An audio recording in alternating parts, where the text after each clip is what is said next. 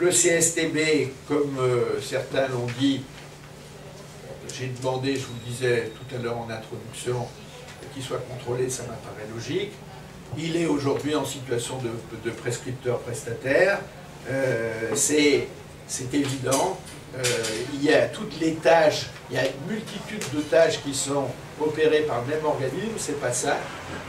Et au moins à l'intérieur, il faudrait séparer les tâches d'évaluation et de contrôle des tâches de recherche ou des tâches d'audit.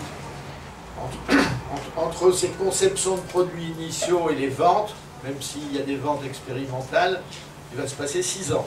Le temps de l'innovation est un temps long dans notre pays.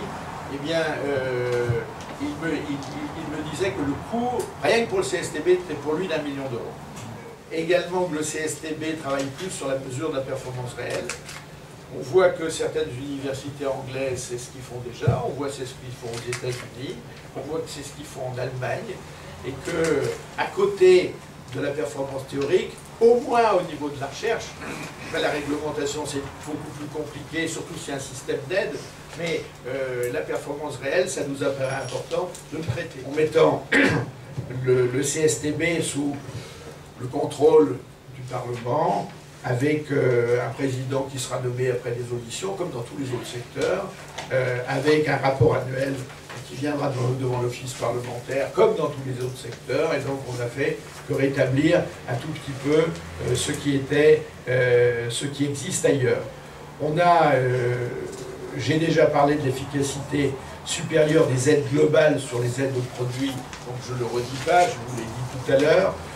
J'ai déjà parlé du fait qu'il faut réfléchir au financement de la rénovation. Un des points, donc on a plusieurs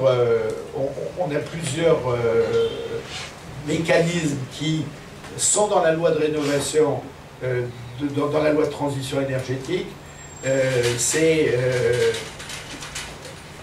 en partie la levée quand même du monopole bancaire sur ce secteur-là, si on veut qu'on y arrive. C'est-à-dire il y aura les banques, mais il y aura d'autres secteurs qui devraient pouvoir aider si jamais il y a des opérations d'envergure. Ça, c'est pas facile à mettre en place. Et un domaine qui existe dans la loi de 2006 sur la consommation, qui n'a pas été utilisé, qui pourrait être utilisé dans ce domaine, c'est le prêt viager hypothécaire, c'est-à-dire la possibilité. Non pas, alors le prêt viager hypothécaire, il existe dans la loi, il n'y en a que 7000 qui sont faits, c'est pas uniquement par le Crédit Local de France. Alors là, les banques pourraient s'en saisir. C'est-à-dire, et donc on donne la possibilité juridique de le faire, c'est, y compris pour des jeunes, c'est à un moment donné, vous n'avez pas de moyens financiers de réaliser une rénovation. Un audit montre que la rénovation va vous faire un gain en matière de charge, un gain assez élevé qui va s'amortir sur 10 ou sur 15 ans. Vous avez besoin de 20 000 euros, ça peut aller jusqu'à 20 ou 30 000 euros, ce n'est pas des sommes énormes. Elles sont largement gagées par la valeur du bien que vous avez. Et on fait un différentiel avec ce prêt viager hypothécaire où vous l'avez remboursé si vous êtes jeune, sur un temps qui est un temps long, ou si vous ne l'avez pas remboursé, eh bien on prévoit qu'au moment de la mutation du bien, on puisse récupérer les sommes qui ont été mises avec des taux d'intérêt qui ont été fixés au préalable. Donc c'est un système qui est simple, il suffit qui est simple, qui est déjà dans la loi, et qu'il faudrait adapter en termes de produits, et uniquement en termes de produits financiers. L'adaptation de la contrainte thermique en fonction du CO2, c'est également un des points qu'on n'avait pas obtenu au moment de la loi 2009. On est dans un pays dans lequel, même si vous êtes en équilibre des énergies, Monsieur le Président, on est dans un pays dans lequel il y a des batailles entre la filière électricité et d'autres filières. Et qu'on peut dire que la réglementation thermique 2005, c'était plutôt une victoire de l'électricité. Celle de 2012, c'était un peu l'inverse. Et conclusion, on a oublié un point qui est le point majeur, c'est la prise en compte des rejets de CO2. Alors donc, on est en grande bataille pour imposer ce plafond de CO2 à partir de 2018. Beaucoup d'amendements retardent, comme vous avez vu, cette date qui a été mise en place, et que François Braun, d'une part, moi-même, d'autre part, un certain nombre de parlementaires de l'autre côté, donc sont en train d'essayer de faire avancer ce sujet. On est aussi favorable à accorder une prime en énergie primaire aux constructions dans des zones rurales non desservies en gaz. C'est 2/3 des communes aujourd'hui. Et aux constructions qui optent pour l'électricité, mais qui basculent dans un dispositif de chauffage complémentaire lors des demandes de pointe. Donc ça, c'est des revendications que vous nous aviez suggérées, qu'on a développées là, car on pense que le mécanisme, on fera sans doute un rapport sur ce sujet à l'Assemblée, d'effacement de l'énergie, est sans doute un des moyens beaucoup plus simples à mettre en œuvre que de dire à des industries qui consomment beaucoup d'énergie, vous n'arriverez plus, on ne vous laissera plus consommer de l'énergie, on vous mettra des prix d'énergie qui sont des prix très forts.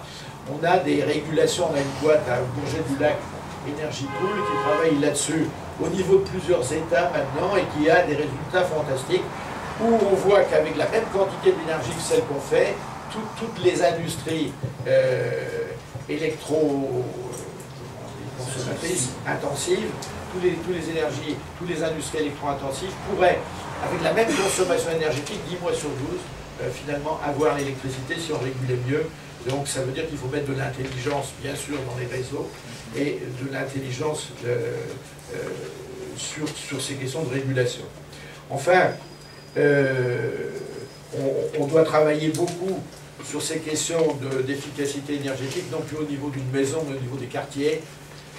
Et là aussi, on a essayé de faire un certain nombre d'amendements au niveau législatif à ce sujet. On souhaite faire évoluer le moteur de calcul vers un open source. J'ai dit qu'il était transparent tout à l'heure. On souhaite beaucoup plus donner d'importance à la gestion active de l'énergie. C'est-à-dire, à la fois, il faut de l'isolation, oui.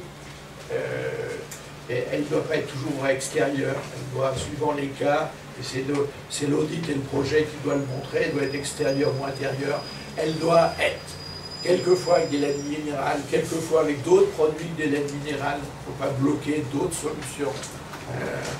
J'ai un peu commencé ce rapport parce que j'avais une société dans ma région qui s'appelle, alors je suis le député de Pont-à-Mousson, de Saint-Gobain, donc je ne suis pas suspect.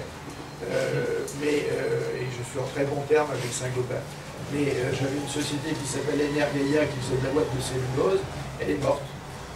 Elle est victime des changements de législation successifs, avec les sels de bore, les sels d'ammonium, les sinistres dus à la boîte de cellulose, les positions de l'AQC et ainsi de suite.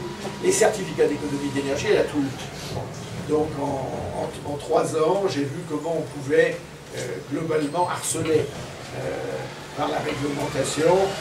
Alors, si le harcèlement est qu'un harcèlement réglementaire et administratif, ça va, mais quand on voit que de temps en temps ça pousse pour d'autres raisons que des raisons réglementaires, on se dit que c'est pas forcément bon globalement pour le pays. Donc c'est un sujet important et la gestion active de l'énergie, c'est à la fois l'isolation, mais c'est également de mettre un certain nombre de dispositifs et de favoriser ces dispositifs. Je crois qu'il y a ici des gens qui sont dans ce domaine dans la salle, eh bien ceux-là ne me diront pas l'inverse, mais je crois qu'il faut trouver l'équilibre entre la gestion active de l'énergie d'une part et l'isolation. Et là, on voit quand même des choses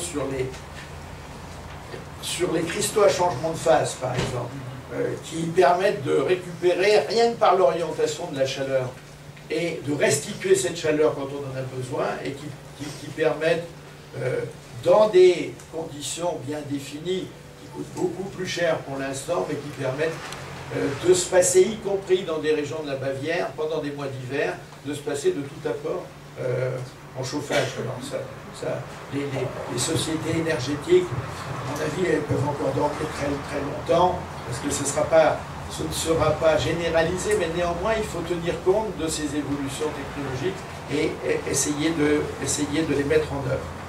La formation par la recherche est majeure. Je vous le disais un tout petit peu en introduction tout à l'heure, avec 2 acteurs majeurs, 2 pilotes qui devraient être le CSTB et qui devraient être le CEA. comme je dis, l'Alliance Ancre, et c'est ce rapport que vous avez déjà dû voir, qui est là, l'étude CVT Ancre du bâtiment de 2010, qui est sortie en avril 2015, non, bâtiment H 2020, qui vient de sortir, il y a 15 jours, c'est lui qui dit 0,11% de la valeur ajoutée du secteur après une étude récente d'Ancre. Ils ne mettent pas l'énergie, je crois. On n'a pas toute l'énergie, donc c'est quand même compliqué. Et puis on est quand même un pays dans lequel c'est très dur de faire des statistiques parce que les administrations ne lâchent pas leurs chiffres facilement. Donc c'est dur de le faire, mais on est très bas. On est sans doute 50% de moins que l'Allemagne, d'après cette étude. Mais surtout, il y a un point qui ne trompe pas, c'est les brevets. Dans ce domaine-là, les brevets 3176 en France depuis 2005, c'est-à-dire sur 10 ans, 310 brevets par an, donc il y en a 11 600 de l'autre côté du Rhin. Donc là, on voit, c'est bien plus important que les brevets sur le reste des technologies. Donc, ce décalage avec nos voisins et la distance avec laquelle on traite en France le cas des labels, et les labels, même si on a un label F-Énergie qui existe, il y a des labels dans d'autres domaines qui devraient se développer et que on n'a sans doute pas suffisamment de gens venant d'horizons différents qui discutent de ces questions. C'est pour cela que, alors que était prévu, avant la loi, un Conseil supérieur de la construction, vous n'avez pas été sans noter que ce conseil s'appelle, ça a été difficile, et vous avez vu les amendements que j'ai déposés, le Conseil de la construction et de l'efficacité énergétique. Car il y a à la fois l'objectif de construire plus, l'objectif de rénover, mais l'objectif de rénover en ayant en ligne de mire l'efficacité énergétique. Le décret est sorti, j'en profite pour dire que c'est la première fois, sans doute, donc ça veut dire que la France avance, lentement, mais qu'on a été invité, moi-même et Deneux, au ministère, dans la préparation du décret, j'avais jamais vu ça. C'est-à-dire que le ministère nous demandait de venir préparer avec eux le décret, et ça c'est une bonne chose. Donc je crois que j'ai globalement fini, et je terminerai en disant que faire le pari de l'innovation, ce que j'ai défendu dans un secteur dans lequel l'innovation, elle existe. On a des grandes sociétés françaises, on a des grandes sociétés dans ce secteur, on a des grandes sociétés de bâtiments, on a des grandes sociétés dans le domaine de l'isolation, on a des grands architectes, on a des bons chercheurs, on a un institut, le CSTB, qui si jamais il fonctionne comme nous le demandons, eh bien, devrait être le chef de file. Il faudra se battre pour qu'il ait des moyens et pour que, quand on y va, eh bien, on est, comme j'ai vu à l'université d'Arizona, qu'on soit fier des bâtiments qui nous fassent visiter eux-mêmes les bâtiments. C'est-à-dire qu'on applique dans les bâtiments de l'université ce qu'on y enseigne. Donc ça m'apparaît majeur. On doit rester dans le peloton de tête de la recherche pour se donner une chance de créer des emplois dans un secteur qui sera sans doute le secteur le plus générateur d'emplois dans les prochaines années. Voilà le petit message modeste. Je ne connaissais rien en bâtiment il y a 1 an et demi, que je voulais vous donner aujourd'hui.